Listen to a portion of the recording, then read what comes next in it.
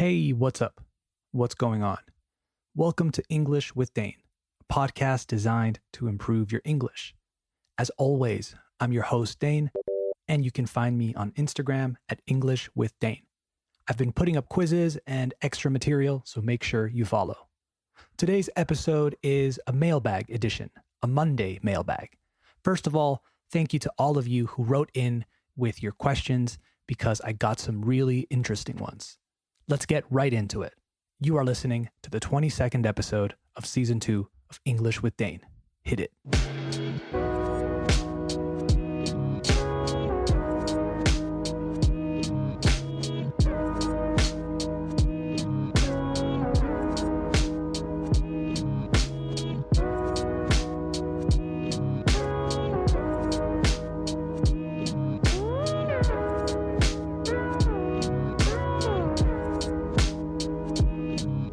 Okay, we have officially started the show, so let's dive into some listener questions.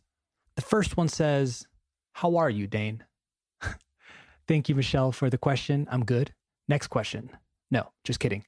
At first, I thought I wasn't going to include this question because it's a bit open-ended, but then I reconsidered because we're going through some strange times at the moment, some unprecedented times, and this question is actually more important than we realize, I think.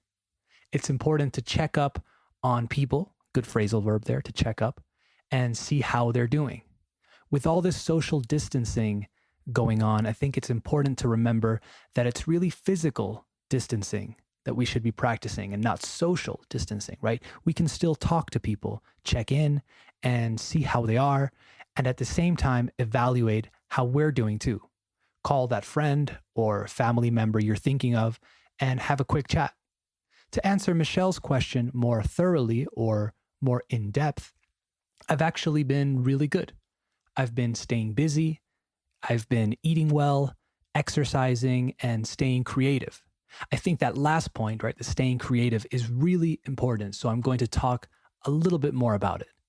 I think creativity plays a very important role in our lives in general. But now that we are confined to our homes, it's more important than ever before. Doing something creative, whether it's drawing, writing, making music, trying new recipes, or whatever you like to do, is a very effective tool, not only to distract ourselves, but to keep ourselves motivated and hungry. I don't mean hungry as in, oh, I need food, but hungry in terms of motivation. It's important to have personal projects that you can work on throughout a lo largo de your day, week, month, etc., not just because it prevents boredom, aburrimiento, but because it helps us think in different ways. I read a quote about creativity that I think is great. It said, "The creative adult is the child who survived." I think this explains what I mean in a better way.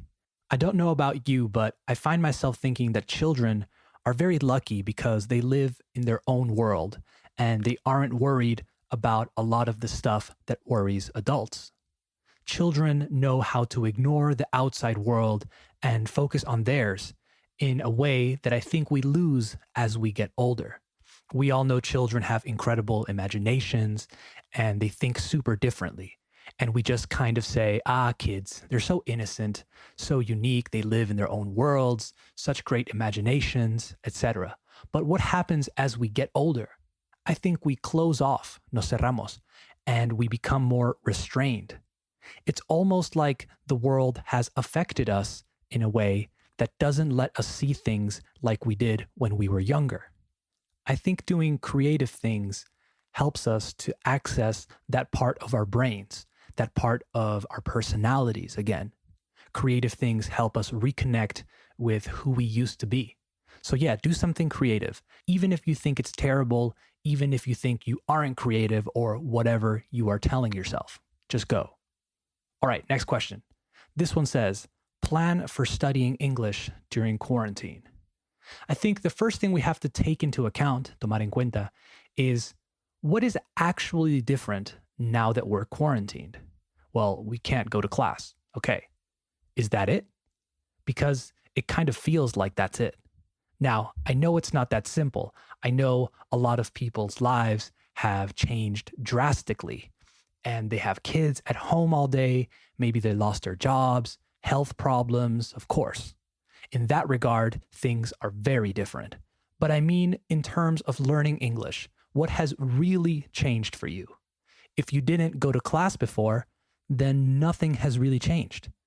If you didn't try to speak English with people before, what has really changed now?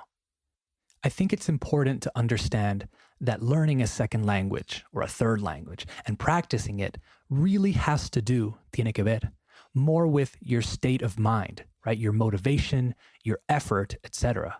How badly do you want to learn English? There are free podcasts, free online courses. I'm sure you have Netflix or HBO or Amazon Prime. So that means there are TV shows, movies, etc. waiting to be watched. There are free books online. There are grammar guides, blogs, etc. All of those resources you had available before are still there. So I don't think learning English at home really changes much. What needs to change is your attitude in a way. Now is the time to practice. Now is the time to learn, right? Expose yourself to the language as much as possible, and there's no way you don't improve. It might be slower or faster, but there will be improvement, I promise. Okay, next one says, can you share some phrasal verbs with pass? Great question. Let's take a quick look at a few.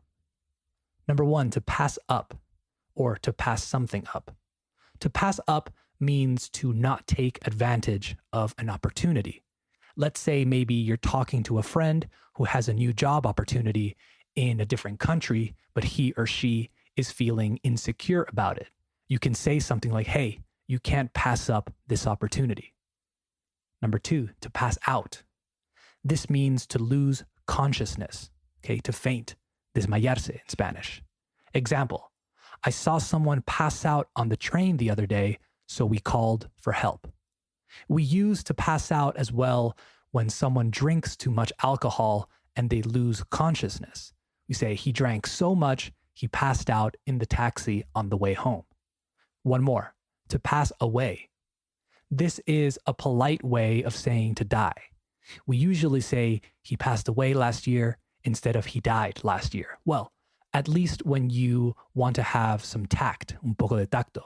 You wouldn't say, hey, I heard your grandma died. You would say something like, I heard your grandma passed away, right? I'm really sorry to hear that. Died sounds a bit too direct in that scenario. So a quick recap. To pass up means to not take advantage of an opportunity. To pass out means to lose consciousness, desmayarse. And to pass away means to die, but in a more polite way. Thank you for your question. Let's do a few more. This next one says, if you could travel in time, where would you go? I guess maybe it should say, when do you go? Or what year? I don't know. That's a tough question. It makes me want to ask, how long do I have to go for? Do I just travel back in time and then stay there? Is it only for a few hours? The answers to these questions all change my answer, I think. It would be interesting to go to the future, though, maybe 1,000 years from now, just to see what's going on, to see what the world looks like, to see what technology we have, what cities look like. Maybe there are people on other planets. Who knows? I think it would definitely be into the future, though. If I were to go back in time, si fuera a volver, if I were to go back in time, I don't know.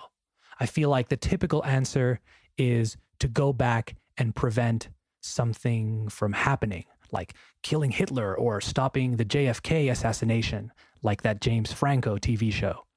But if I were trying to do something more interesting, maybe, I don't know, go back and see some cool ancient empire stuff, like walk around in ancient Egypt for a day. How far can I go back? I don't know. These open-ended questions are too much for me. I'm going to end up thinking about this all day. Another easy answer is maybe to go back and just win the lottery, like when the Euromillones was like 200 million euros or something. I don't know, but that's also a boring answer, right? Maybe go back to November and like burn down the market where the coronavirus started. I don't know. It's getting a little bit dark now. So next question.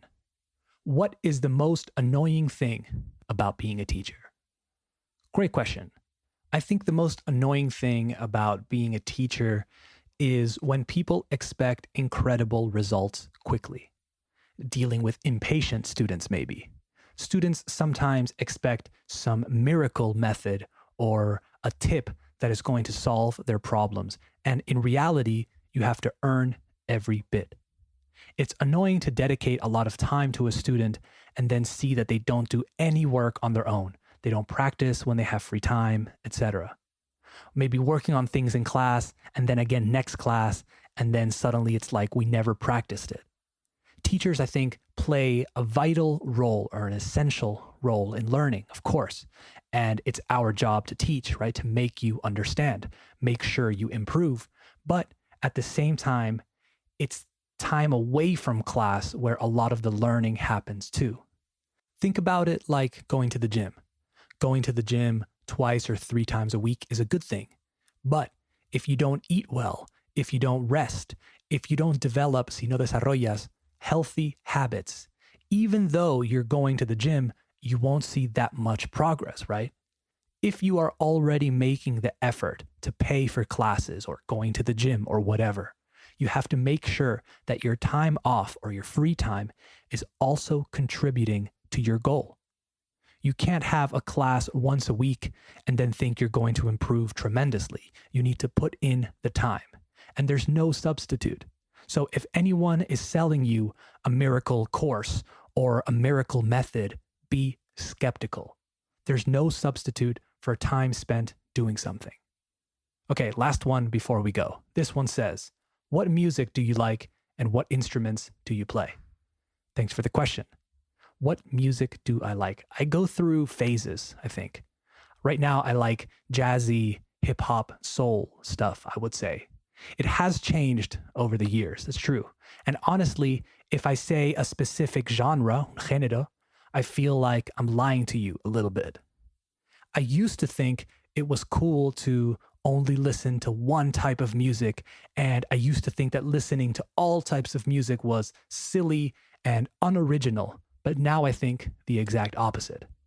I've been listening to Tom Misch, Kay Tranada, Jordan Rakei, Anderson .Paak, Mac Miller, and others recently, if you want specific names. In terms of what instruments I like to play, I mostly play the guitar. I've played the drums in the past, and I also have a bass guitar, right? Tengo un bajo, but I don't play it that much. I'll put up a picture of my guitars on Instagram so you guys can check them out. I like to write songs and make beats, bases, and just jamming with people too. I think learning an instrument is really important because it makes you think differently. And it's never too late, by the way. I have friends that have picked up, que han empezado con, the guitar later in life, and they're very good now. Maybe it takes a little bit longer to improve, sure, but you can still do it as long as you dedicate the time to it. If I could choose, si pudiera elegir, one instrument to be really, really good at, I think I would choose the drums. There's something about the drums and rhythm in general that feels different to everything else, and I think I really enjoy that. All right, that's it for this Monday Mailbag edition of English with Dane. Again, thank you for the questions. I'm sorry I didn't get to all of them, but we'll do another one of these soon. Follow me at English with Dane on Instagram for more content, and don't forget to subscribe on Spotify, Apple Podcasts, or wherever you listen to the show. And remember, the best way to support English with Dane is to share it with friends, colleagues, family, or anyone you think would enjoy it. All right, talk soon. Bye-bye.